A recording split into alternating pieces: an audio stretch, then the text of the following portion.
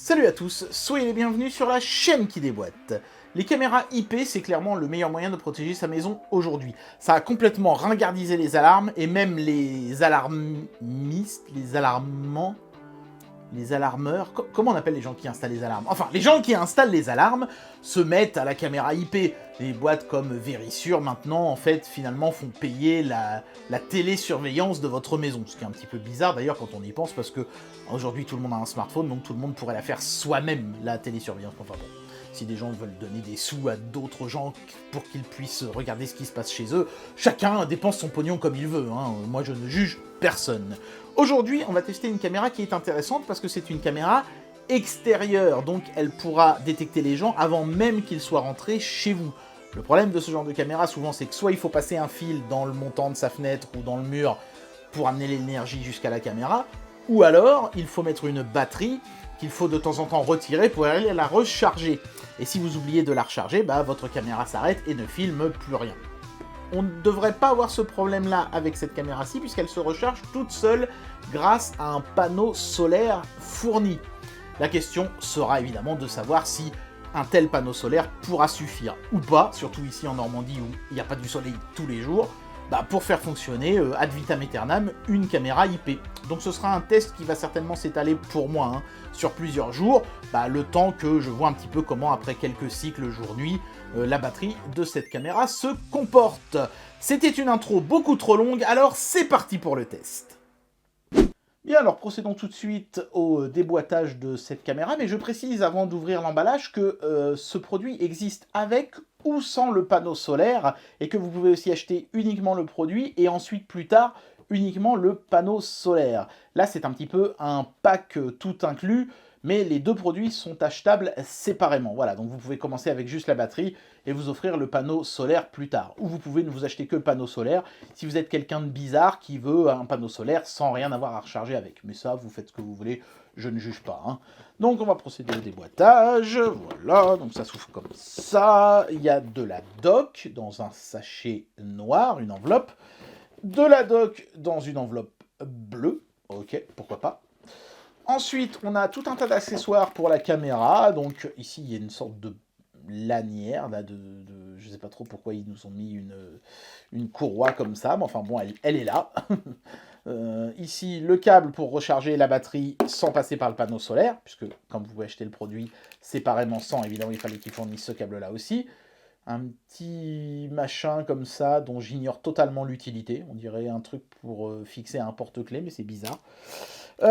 Pourquoi pas. Ça, à mon avis, ça doit être un truc pour accrocher la caméra à quelque chose pendant qu'on retire la batterie, par exemple, pour éviter qu'elle se casse la gueule par terre ou un truc comme ça, mais je sais pas trop. Je sais pas trop pourquoi ils ont fourni ça. Des chevilles et des vis pour fixer la caméra au mur ou au plafond. La rotule, évidemment, qui se fixera au plafond ou donc au mur. Et une sorte de petite coque silicone pour la caméra qui la protégera, entre autres, j'imagine, des intempéries. Donc ça, c'est pas mal.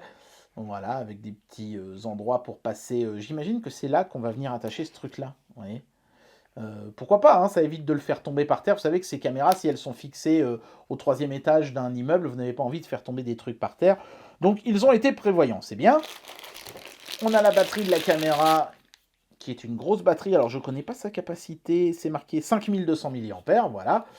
Donc, ouais, c'est sympa. Ça me rappelle l'époque des téléphones Nokia où la batterie avait la forme de l'arrière du produit. Là, c'est typiquement ça.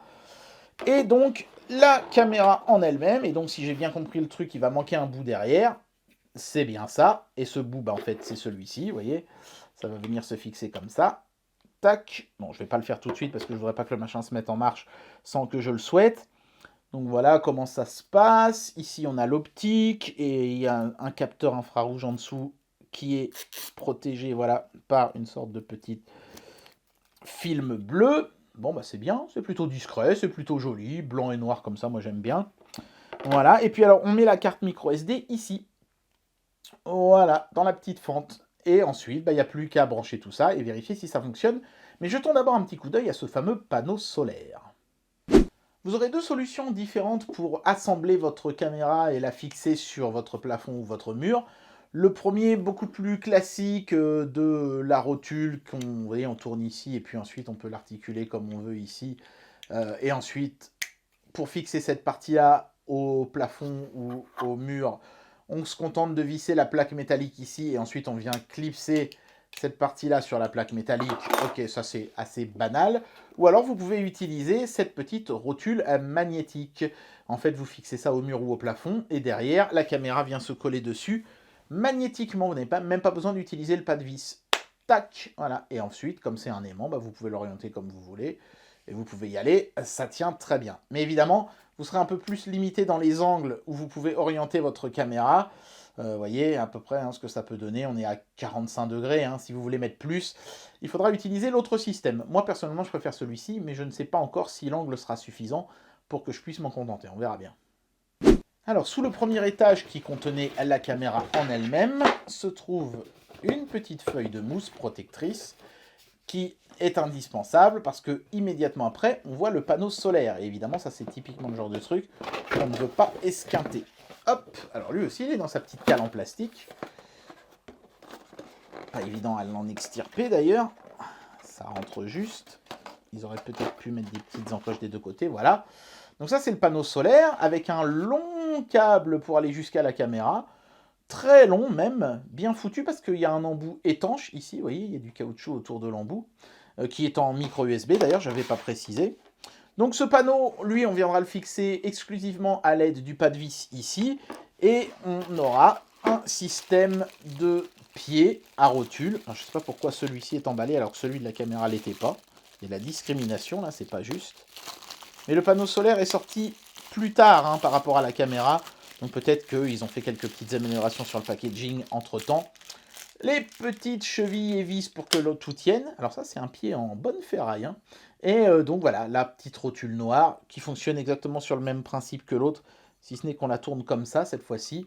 Et voilà, on l'oriente comme on veut. On vient visser le panneau solaire ici. Et ensuite, idéalement, on oriente le panneau solaire plein sud, puisque c'est comme ça que vous aurez le meilleur ensoleillement pour que l'ensemble fonctionne. Bon, bah écoutez, je vais faire cette petite installation. Je prendrai certainement juste une photo de l'installation parce que voilà, c'est à ma fenêtre et c'est pas très pratique de filmer ça. Une photo sera certainement suffisante. Je vais installer à la fois le panneau et la caméra. Et puis ensuite, on regardera l'application mobile qui vient avec. Et puis on prendra quelques prises de vue diurnes et nocturnes. C'est parti! Bien, alors nous allons jeter un petit coup d'œil à l'application mobile qui permet à cette caméra de fonctionner, puisque c'est quand même important pour ce genre d'appareil d'avoir une application mobile fiable, puisque c'est avec elle que vous allez quasiment tout contrôler sur votre appareil. Mais avant de regarder un petit peu en détail les fonctions de l'application, ce qui est important de comprendre, c'est que le test d'aujourd'hui est surtout important en termes d'énergie. Est-ce que ce panneau solaire est capable d'effectivement recharger avec efficacité la batterie de la caméra ou pas? Donc ce que j'ai fait, c'est que j'ai installé la caméra sur mon mur sud de ma maison il y a 2 jours, presque 3, 2 jours et demi on va dire, ce qui fait qu'en fait la caméra est dehors depuis 2 jours et 3 nuits. Alors pourquoi plus de nuits que de jours? Parce que la nuit la caméra ne se recharge pas puisque le panneau solaire ne fonctionne que quand il y a du soleil. Donc le but du jeu c'est de savoir si au bout de ces 2 jours et 3 nuits, j'ai toujours soit le même niveau de batterie que quand j'ai installé la caméra, soit moins, et dans ce cas-là ça veut dire que le panneau solaire n'est pas efficace, soit plus, et dans ce cas-là ça veut dire que le panneau solaire est très efficace.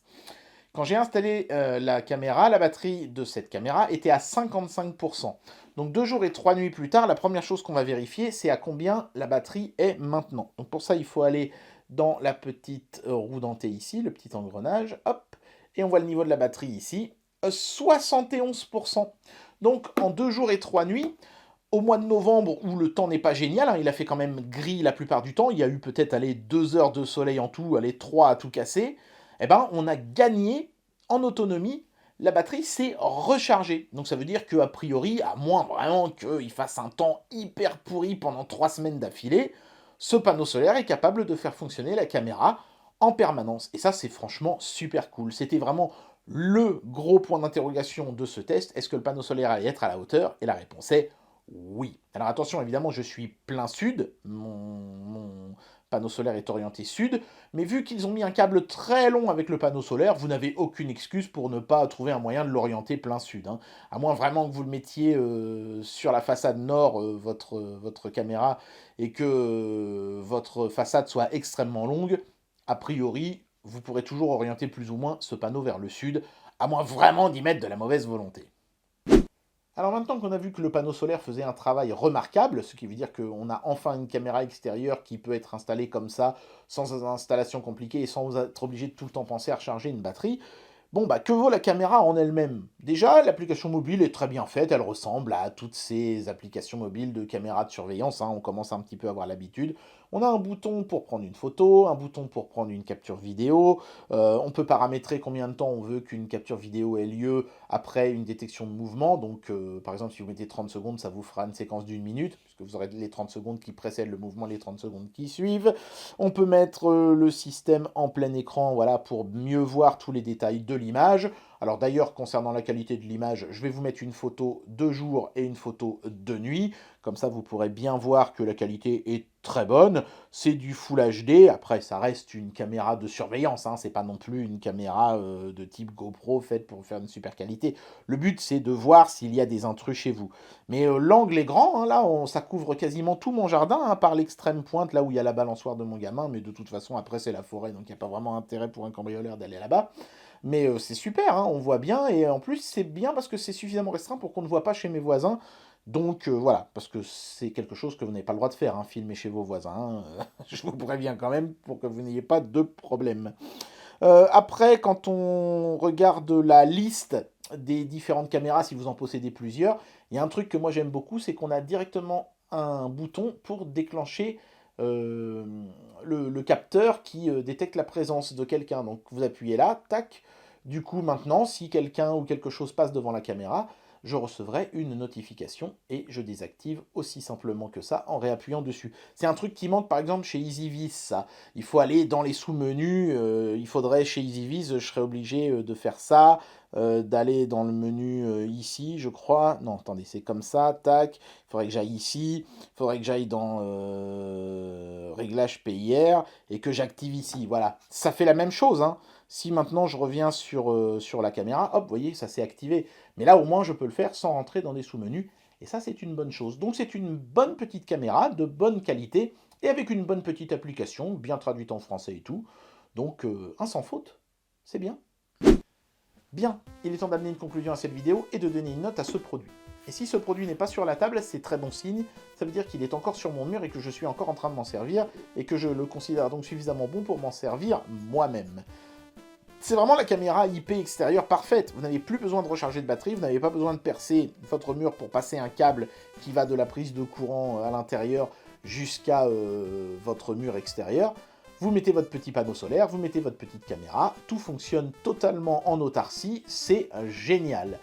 Le panneau solaire fait bien son travail et recharge la batterie plus que nécessaire, c'est-à-dire qu'on gagne en autonomie, c'est pas juste on la maintient, c'est on en gagne, donc ça c'est vraiment une bonne nouvelle. Et globalement, j'ai pas rencontré de quelconque problème avec l'ensemble, donc j'aurais presque pu lui donner la note de 5, mais je vais quand même lui enlever une demi-étoile pour un tout petit détail, mais qui m'a un petit peu gêné, moi personnellement. Le système de fixation du panneau solaire est vraiment pas terrible. En fait, la rotule est vraiment très proche de l'axe qu'on vient fixer dans le mur, ce qui fait que si vous fixez le système à l'horizontale, tout va bien, votre panneau, bon, vous l'orientez sur la rotule comme ça, il n'y a pas de souci. Mais si vous mettez votre axe à la verticale, votre rotule sera déjà à 90 degrés et votre panneau sera très proche de l'axe et va venir buter contre, et vous ne pourrez donc pas l'orienter autant que vous auriez pu le souhaiter. Voilà, donc c'est juste un petit détail de design, hein, de conception, pas bien grave, mais néanmoins un petit peu problématique, qui méritait, je pense, de perdre une demi-étoile. Moi, personnellement, pour résoudre ce problème, j'ai utilisé un petit spacer, c'est-à-dire un petit pas de vis.